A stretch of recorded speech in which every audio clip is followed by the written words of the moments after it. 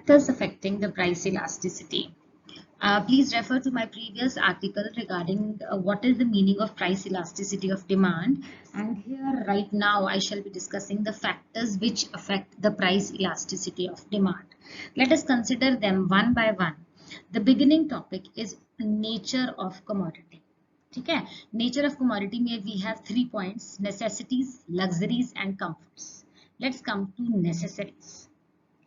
Necessities like salt, kerosene oil, matchbox, etc. have inelastic demand.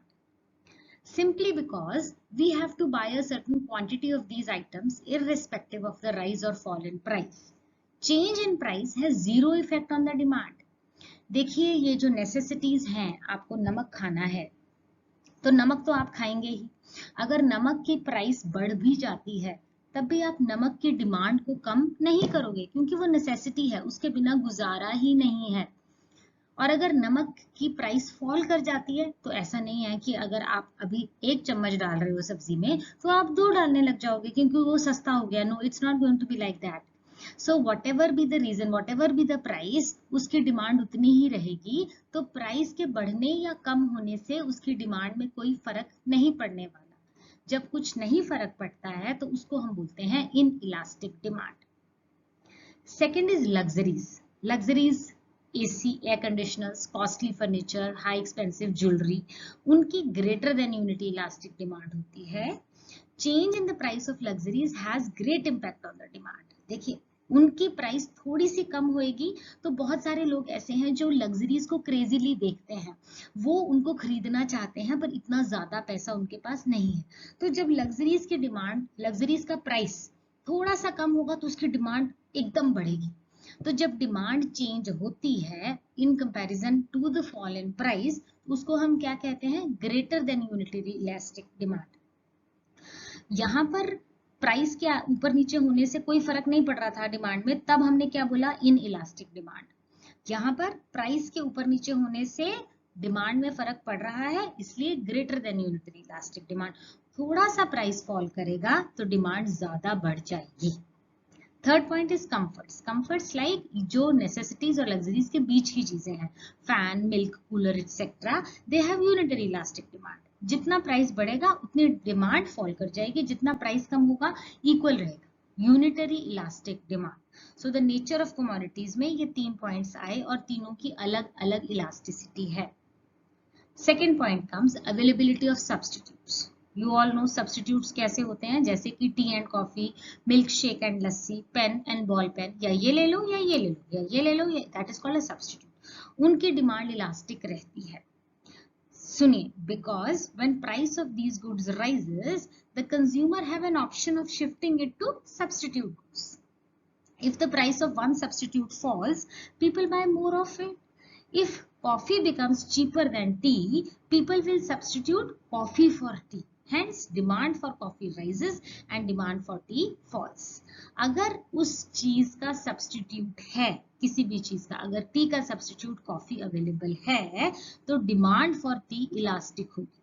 अगर उसके substitute का price fall कर जाता है, अगर कॉफी का प्राइस फॉल कर गया तो लोग चाय पर आ जाएंगे. जो लोग पहले सिर्फ कॉफी पीते थे वो चाय पर आ जाएंगे क्योंकि उसका सब्स्टिट्यूट, कॉफी का सब्स्टिट्यूट अवेलेबल है, इसलिए डिमांड चेंज हो जाती है. तो सब्स्टिट्यूट होने से मिल्क शेक और आप लस्सी एक सब्स्टिट्यूट है, मान लीजिए लस्सी का प्राइस बढ़ जाता है तो लस्सी का प्राइस बढ़ने से लोग लस्सी नहीं लेंगे भैया, लोग मिल्क शेक लेने लग जाएंगे, तो मिल्क शेक की डिमांड बढ़ जाएगी. तो जिसका क्लोज सब्स्टिट्यूट अवेलेबल है उसकी डिमांड इलास्टिक है. जिसका क्लोज सब्स्टिट्यूट अवेलेबल नहीं है, goods without close substitutes like cigarette, liquor etcetera, इसका कोई सब्स्टिट्यूट ही नहीं है. मान लीजिए किसी को सिगरेट पीनी है, उसका प्राइस बढ़ गया तो भी वो क्या करेगा? वो तो लेगा ही ना, उसको कुछ और सब्स्टिट्यूट में तो मिल नहीं रहा. लिकर है, जिसको अल्कोहल पीना है उसको पीना है, उसका कोई सब्स्टिट्यूट अवेलेबल नहीं है, तो इनकी प्राइस बढ़ने से डिमांड फॉल नहीं करेगी क्योंकि इनका कोई सब्स्टिट्यूट नहीं है, इसलिए इनकी इनइलास्टिक डिमांड है. जिसका सब्स्टिट्यूट होता है उसकी इलास्टिक डिमांड, जिसका सब्स्टिट्यूट, क्लोज सब्स्टिट्यूट नहीं होता है उसकी इनइलास्टिक डिमांड होती है. Next slide. Third point is multiple uses. देखिए किन्हीं किन्हीं चीजों की मल्टीपल यूजेस होती हैं। Goods which can be put to multiple uses have elastic demand, जैसे कि इलेक्ट्रिसिटी। इलेक्ट्रिसिटी जो है वो आप रूम में लाइट के लिए भी यूज करते हो। आपने अंधेरे को दूर करना है, you will turn on a lamp, you will turn on a light, इसका एक यूज हो गया। दूसरा यूज हो गया आप एसी चलाते हो, इलेक्ट्रिसिटी चाहिए। तीसरा यूज हो गया आप टीवी चलाते हो, इलेक्ट्रिसिटी चाहिए। आपको फोन चार्ज कर, there are so many multiple uses of electricity. Now listen carefully, if the price of electricity rises it shall be used only for lighting purpose. आप टीवी नहीं देखेंगे अगर इलेक्ट्रिसिटी का प्राइस बढ़ गया, आप सिर्फ अपने कमरे में लाइट चलाएंगे, आप टीवी भी नहीं देखेंगे, आप एसी भी नहीं चलाएंगे। ठीक है, क्यों? क्योंकि इलेक्ट्रिसिटी महंगी हो गई है। Its demand for other less urgent uses shall fall. आप एसी की डिमांड, एसी को चलाना कम कर देंगे। Accordingly elastic demand. तो जिन गुड्स की, जिन कमोडिटीज की मल्टीपल यूजेस होती हैं उनकी इलास्टिक डिमांड होती है। जिनकी मल्टीपल यूजेस नहीं होती हैं उनकी इलास्टिक डिमांड नहीं होती है। Next point, postponement of the use. Demand will be elastic for goods the consumption of which can be postponed. ठीक है, आप कभी कभी कोई कमोडिटी ऐसी होती है कि ये चीज खरीदनी है, भाई मुझे लैपटॉप खरीदना है, काम तो चल रहा है, लूं कि ना? पोस्टपोन पॉसिबल है, किन्हीं चीजों की पोस्टपोनमेंट पॉसिबल वो है। You can defer the purchase of that particular item. For example, demand for residential houses can be cited as an example. People lower their demand for residential houses when interest rates on the loans are high. जब हमारे banks high interest rate charge करना शुरू कर देते हैं for the house loans etcetera, तो demand, लोग कहते हैं अरे घर अभी नहीं लेंगे, अभी थोड़ा सा लोन थोड़ा कम हो जाएगा, जब इंटरेस्ट रेट थोड़ा कम हो जाएगा तब हम लेंगे। तो उन्होंने अपनी घर बनाने की डिमांड को पोस्टपोन कर दिया।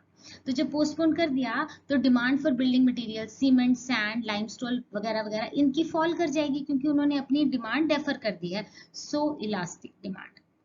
तो हम कैसे याद करेंगे? जिन गुड्स की पोस्टपोनमेंट पॉसिबल है उनकी इलास्टिक डिमांड होती है। Goods whose demand cannot be postponed, like demand for meals. आपको भूख लगी है तो आपको खाना खाना ही है, उसको आप पोस्टपोन नहीं कर सकते। आपको लंच करना है तो आप उसको डिनर के लिए पोस्टपोन नहीं कर सकते। Demand for drink to curb the thirst, आपको प्यास लगी है और आप घर में भी नहीं हो तो आपको बिस्लेरी खरीदना है तो खरीदना है, उसको आप पोस्टपोन नहीं कर सकते। आपको बहुत प्यास लगी है, you have to purchase it ASAP. उनकी क्या हो जाएगी? Inelastic demand. तो कैसे याद करेंगे? जिन गुड्स की पोस्टपोनमेंट पॉसिबल है उनकी इलास्टिक डिमांड रहती है, और जिनको हम पोस्टपोन नहीं कर सकते उनकी इन इलास्टिक डिमांड रहती है। Fifth point, habit of consumers. Goods to which consumers become habituated और addicted they have inelastic demand. Cigarettes and liquor are examples. ठीक है, देखिए, demand for these goods does not reduce even when these goods become highly taxed. अब आपको हम बोलते हैं कि हमको इसकी हैबिट है या मुझे इसका शौक है या एडिक्शन हो गई है किसी भी चीज की, अगर ऐसा क्राइटेरिया रहता है तो उनकी इन इलास्टिक डिमांड है, उसके प्राइस राइज भी कर जाएगा। अगर किसी को सिगरेट पीनी है, मान लीजिए a person has to smoke, right now, even if the prices rise, वो क्योंकि उसको हैबिट पड़ चुकी है, उसको उसकी एडिक्शन हो चुकी है, वो अपनी डिमांड कम नहीं करेगा। तो प्राइस राइज होने से भी उसकी डिमांड कम नहीं होगी। लिकर, जिसको अल्कोहल इंटेक करना है उसको करना है क्योंकि उसको एडिक्शन हो गई है, in that cases even if the prices rise उसकी डिमांड कम नहीं होने वाली, इसलिए हम क्या बोलेंगे? उसकी इन इलास्टिक डिमांड है। Demand for these goods does not reduce even if these goods become highly taxed. आप प्राइस जितना मर्जी बढ़ा दीजिए, टैक्स भी बढ़ा दीजिए, लोग फिर भी खरीदेंगे ही खरीदेंगे। तो जिन चीजों की हैबिट कंज्यूमर को हो चुकी है, एडिक्शन हो चुका है, उनकी इन इलास्टिक डिमांड होती है, और जिनकी हैबिट नहीं हुई है, वो एडिक्शन नहीं है, उनकी इलास्टिक डिमांड रहती है। Next slide, income level of the buyers. देखिए, इसमें हम क्या कहते हैं कि हम अपने कंज्यूमर्स को 3 पार्ट्स में डिवाइड करते हैं, जिनकी इनकम बहुत ज्यादा है या जिनकी इनकम बहुत कम है, और middle income group. 3 points. See, elasticity of demand for a goods also depends upon the income level of the buyers. If the buyers of a good are high-end consumers with a high level of income, they will not care for the price. Accordingly, elasticity is inelastic. जिसके पास बहुत ज्यादा पैसा है, for example Adanis and Ambanis, they are high level consumers. उनको क्या फर्क पड़ता है प्राइस बढ़े ना बढ़े, उनकी डिमांड उतनी ही रहने वाली है। Demand for luxury cars by multi billionaires. जब प्राइस के कम ज्यादा होने से डिमांड में कोई फर्क ही नहीं पड़ेगा तो हम क्या कहेंगे, इन इलास्टिक डिमांड। सो बहुत ज्यादा जो हाई एंड कंज्यूमर्स हैं उनकी इन इलास्टिक डिमांड रहती है। सेकेंड ग्रुप आ गया वेरी लो इनकम, जो रियली लो इनकम ग्रुप है, बहुत गरीब लोग हैं, उनकी भी इन इलास्टिक रहती है, सिंपली बिकॉज राइज और fall in prices they have very low effect on their demand. उन्होंने तो बेचारों ने बस हैंड टू माउथ जो लोग होते हैं उन्होंने उतना ही सामान खरीदना है, उसके बदले में उनका प्राइस बढ़ जाए उनको कोई फर्क नहीं पड़ता, और प्राइस कम भी हो जाए तब भी कोई फर्क नहीं पड़ता। तो जिनकी लो इनकम ग्रुप वाले कंज्यूमर्स हैं उनकी भी इन इलास्टिक डिमांड रहती है। अब आता है middle income group. Demand for middle income group is elastic. rise in the prices of goods demanded by middle income group leads to contraction of demand। तो अगर इस वाले ग्रुप का प्राइस, जो सामान ये लेते हैं उसका प्राइस अगर राइज हो जाता है तो उनकी डिमांड भी फॉल करती है। बाकी जो ये दो ग्रुप्स हैं इनको राइज और फॉल इन प्राइसेस से कोई फर्क नहीं पड़ता। तो इसकी इन इलास्टिक, इसकी इन इलास्टिक, इनकी elastic. Okay, seventh point, proportion of income spent on the commodity। देखिए कुछ सामान होता है जिसपे बहुत ज्यादा पैसा हमारा खर्च होता है, इनकम का काफी पोर्शन उस पे चला जाता है। कुछ होता है जिसपे तो छुटपुट छुटपुट, उससे कोई फर्क नहीं पड़ता।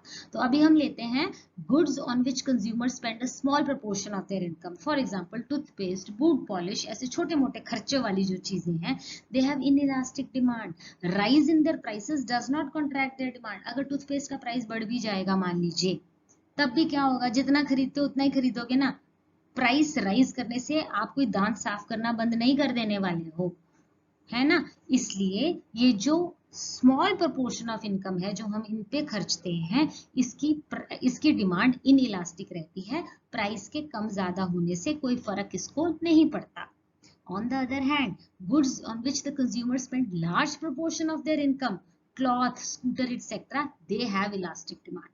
देखिए अब किसी की मान लीजिए 20,000 इनकम है, राइट, उसको अब एक स्कूटर खरीदना है, नो डाउट इंस्टॉलमेंट्स में ही लेना होगा, लेकिन अगर उसकी प्राइस बढ़ जाती है तो ही विल थिंक अपॉन, वो अपनी डिमांड को डेफर कर देगा।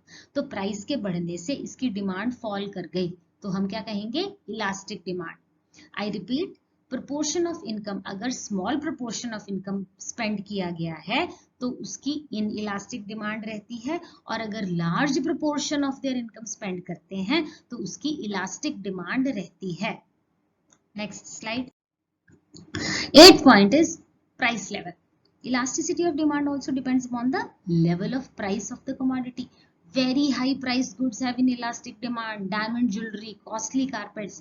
Change in the prices of these goods called little change in their demand। जिसको डायमंड ज्वेलरी खरीदनी है, आप सोचिए कि वो एक एक नॉर्मल इनकम लेवल वाला नहीं है, वो हाई इनकम लेवल वाला चला गया ना। तो जिसने खरीदनी है, जिसके पास पैसा है, उसको कोई ज्यादा फर्क नहीं पड़ता, थोड़ा सा अगर प्राइस बढ़ भी जाएगा, अगर उसके पास मनी है and he is willing to spend it, he will spend it. Costly carpet, everybody doesn't buy these costly carpets, so those category of people who are into buying this high end carpets, they will buy it even if the price has risen। so price के इधर उधर होने से उनकी demand पे कोई फर्क नहीं पड़ता, तो हम क्या कहेंगे, इन इलास्टिक डिमांड। अब आता है very low price goods, match box, cheap vegetables, सस्ता आलू वगैरह जो हो गया, they have inelastic demand. उनका प्राइस राइज करने से उनकी डिमांड में कोई चेंज नहीं होने वाला। तो वेरी लो प्राइस्ड गुड्स, ठीक है जी, they have inelastic demand. अब आते हैं मीडियम प्राइस गुड्स पे, जो neither very expensive nor very cheap, they have elastic demand. उनके प्राइस राइज करने से डिमांड फॉल करेगी। So I repeat, very high priced goods, inelastic demand, very low priced goods, inelastic demand, medium priced goods, elastic demand. Ninth point is time period. Demand is inelastic in short period and elastic in long period. This is because long period is long enough for a consumer to change his consumption habits. Fall in the prices will lead to more extension in demand. Short period की जब हम बात करते हैं तो short period में हम अपने डिमांड पैटर्न को चेंज नहीं कर सकते, इसलिए अगर शॉर्ट पीरियड में प्राइस राइज भी कर गया तो हमारी डिमांड में फर्क होने वाला नहीं है, इसलिए हम कहते हैं कि शॉर्ट पीरियड में डिमांड इन इलास्टिक होती है। लॉन्ग पीरियड में कंज्यूमर के पास बहुत ज्यादा टाइम है अपनी हैबिट्स को चेंज करने का और सोचने का कि अगर इस पर्टिकुलर कमोडिटी का प्राइस राइज हो गया है तो मैं इसकी डिमांड को कम कर लूंगा। तो लॉन्ग पीरियड में वो अपनी हैबिट्स चेंज कर सकता है, इसलिए लॉन्ग पीरियड में हम बोलते हैं इलास्टिक डिमांड, क्योंकि प्राइस के राइज या फॉल करने से डिमांड में फर्क पड़ेगा। शॉर्ट पीरियड में हम इनइलास्टिक डिमांड बोलते हैं क्योंकि प्राइस के फॉल या राइज करने से हमारी डिमांड में कोई ज्यादा फर्क नहीं पड़ने वाला शॉर्ट पीरियड में। So I repeat, short period inelastic, long period elastic demand. The last point in the conversation is the joint demand. Goods demanded jointly, they have inelastic demand. Car and petrol, camera and film, इकट्ठा demand आती है ना इसकी। अगर आपने गाड़ी खरीद ली और उसमें पेट्रोल नहीं है तो आप चला ही नहीं पाओगे। So car and petrol they will be called the joint demand. So is the case with camera and the film. Rise in the price of petrol may not contract its demand if there is no fall in the demand for cars. तो जिन goods की joint demand है उनकी in elastic demand रहती है। अगर petrol का price rise भी कर जाता है तो कार्स की डिमांड में ज्यादा, जब तक कार का प्राइस राइज नहीं करता डिमांड फॉर कार फॉल नहीं करेगी। इसलिए हम क्या कहते हैं कि जिनकी जॉइंट डिमांड होती है वो इन इलास्टिक डिमांड कहलाती है, जिनकी जॉइंट डिमांड नहीं होती है वो इलास्टिक डिमांड कहलाती है। Here we come to the conclusion of our article, Factors Affecting the Price Elasticity of Demand. Please like and subscribe to my channel. Please come forward with any comments or any suggestions. You are more than welcome. Stay safe, stay blessed. Thank you.